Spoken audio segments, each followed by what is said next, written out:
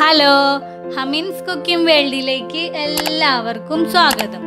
ഞാൻ ഇന്ന് വന്നിട്ടുള്ളത് തനി നാടൻ ബീഫ് വരട്ടിയുടെ റെസിപ്പിയുമായിട്ടാണ് കേട്ടോ. വളരെ ടേസ്റ്റിയായ റെസിപ്പിയാണ്. നമുക്ക് ചോറിൻ്റെയും ചപ്പാത്തിയുടെയും ഒക്കെ കൂടെ കഴിക്കാൻ പറ്റിയ നല്ലൊരു കോമ്പിനേഷൻ ആണ് കേട്ടോ.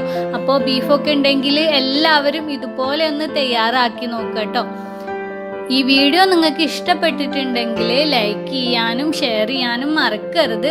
അതുപോലെ ഈ വീഡിയോ കണ്ടുകൊണ്ടിരിക്കുന്ന ആരെങ്കിലും ഈ ചാനൽ സബ്സ്ക്രൈബ് ചെയ്യാത്തവരുണ്ടെങ്കിൽ പ്ലീസ് ഒന്ന് സബ്സ്ക്രൈബ് ചെയ്തേക്കണേ.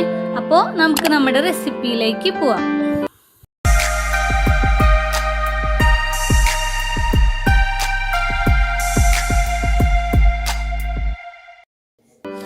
അപ്പോൾ ബീഫ് വരട്ടി ഉണ്ടാക്കാനായിട്ട് ഞാനിവിടെ എടുത്തിട്ടുള്ളത് 1/2 കിലോ ബീഫാണ് കേട്ടോ. അല്പം ചെറിയ പീസായിട്ടാണ് നമ്മൾ ബീഫിനെ കട്ട് ചെയ്തെടുക്കേണ്ടത്.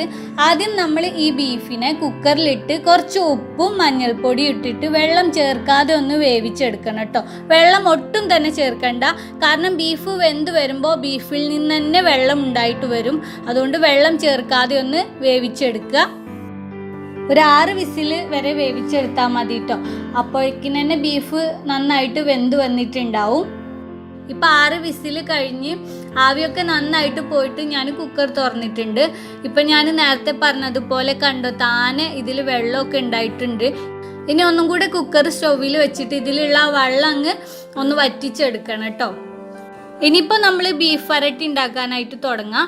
ഇതിനായിട്ടിപ്പോൾ ഞാനൊരു മൺചട്ടി എടുത്തിട്ടുണ്ട്. ഇതിലേക്ക് ഒരു 4-5 ടേബിൾ സ്പൂൺ വെളിച്ചെണ്ണ ഒഴിച്ചു കൊടുക്കുക. എണ്ണ ചൂടായിട്ട് വരുമ്പോൾ ഇതിലേക്ക് കുറച്ച് കറിവേപ്പില, ഒരു 3 ടേബിൾ സ്പൂണോളം ഇഞ്ചി വെളുത്തുള്ളി പേസ്റ്റ്, 1 ടീസ്പൂണോളം ക്രഷ് ചെയ്ത പെരിഞ്ജീരകം. പൊടിച്ചെടുക്കുക അല്ല കേട്ടോ ചെയ്തിരിക്കുന്നത്, ക്രഷ് ചെയ്തെടുക്കുകയാണ് ചെയ്തേക്കണേ. ഇനി ഇതിൻ്റെ പച്ചമണം ഒന്ന് പോവാനും വേണ്ടിയിട്ട് ജസ്റ്റ് 1 മിനിറ്റോളം ഒന്ന് എണ്ണയിലൊന്ന് മൂപ്പിച്ചെടുക്കുക. അതിനുശേഷം നമുക്കിതിലേക്ക് ചെറിയ ഉള്ളി ചെറുതായിട്ട് കട്ട് ചെയ്തത് ചേർക്കാം. ഇതിപ്പോൾ ഞാൻ ഏകദേശം 1 കപ്പോളം ചെറിയ ഉള്ളി ചെറുതായി കട്ട് ചെയ്തതാണ് ചേർത്തിട്ടുള്ളത്. ഇനി ഇതിനെയും കൂടെ എണ്ണയിൽ നന്നായിട്ടൊന്ന് മൂപ്പിച്ചെടുക്കുക. ചെറിയുള്ളി നന്നായിട്ട് മൂത്ത് വരുമ്പോൾ ഇതിലേക്ക് സവാള ചേർക്കാം. ഞാനിപ്പോൾ 2 സവാള ചെറുതായിട്ട് കട്ട് ചെയ്തെടുത്തേക്കാണ്. പിന്നെ ഇതിൻ്റെ കൂടെ 2 പച്ചമുളകും ചേർക്കുന്നുണ്ട് കേട്ടോ. പച്ചമുളക് നിങ്ങളുടെ എരിവിനനുസരിച്ചിട്ട് ചേർക്കാവുന്നതാണ്. ഇനി ഈ സവാളയും കൂടെ നല്ല ഗോൾഡൻ കളർ ആവുന്നത് വരെ ഒന്ന് വഴറ്റിയെടുക്കുക.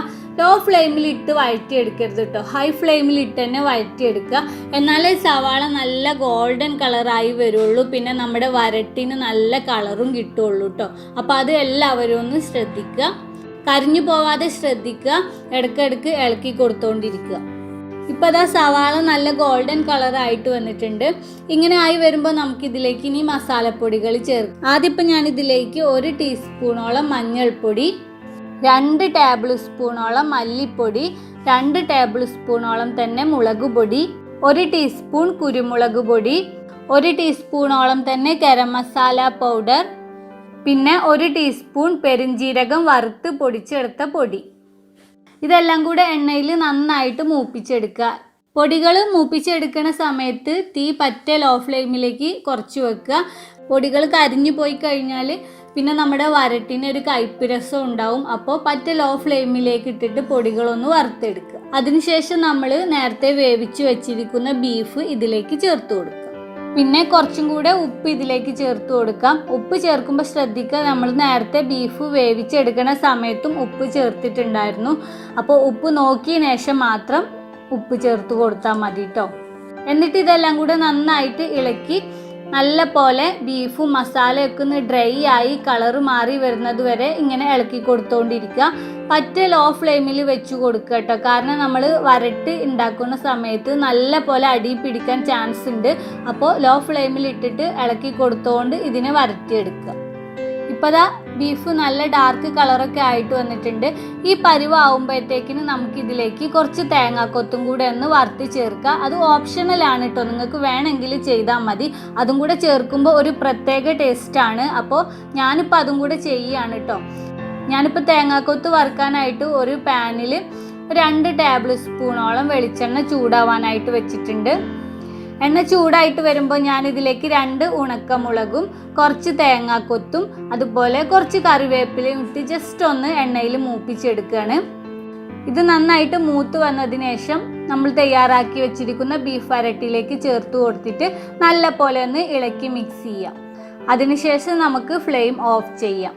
അങ്ങനെ ഇപ്പോൾ നമ്മുടെ അടിപൊളി ബീഫ് വരട്ട് റെഡി ആയിട്ടുണ്ട്. വളരെ ടേസ്റ്റിയാണ് കേട്ടോ.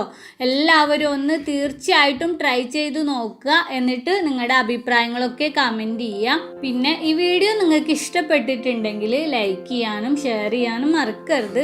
അതുപോലെ ഈ വീഡിയോ കണ്ടുകൊണ്ടിരിക്കുന്നവരാരെങ്കിലും സബ്സ്ക്രൈബ് ചെയ്യാത്തവരുണ്ടെങ്കിൽ പ്ലീസ് ഒന്ന് സബ്സ്ക്രൈബ് ചെയ്തേക്കണേ. സബ്സ്ക്രൈബ് ബട്ടൺ പ്രസ് ചെയ്ത് കഴിഞ്ഞാൽ ഒരു ബെല്ലൈക്കൺ വരും, അതും കൂടെ പ്രസ് ചെയ്യുക. അപ്പോൾ 3 ഓപ്ഷൻ വരും. അതിൽ ഓൾ എന്ന ഓപ്ഷനും കൂടെ മറക്കാതെ പ്രസ് ചെയ്ത് വെക്കുക കേട്ടോ. എന്നാലേ ഈ ചാനലിലെ പുതിയ അപ്ഡേഷനുകൾ ഉടനെ തന്നെ നിങ്ങൾക്ക് നോട്ടിഫിക്കേഷൻ ആയിട്ട് ലഭിക്കുള്ളൂ കേട്ടോ. അപ്പോൾ നമുക്ക് വീണ്ടും ഒരു അടിപൊളി റെസിപ്പിയുമായിട്ട് കാണാം.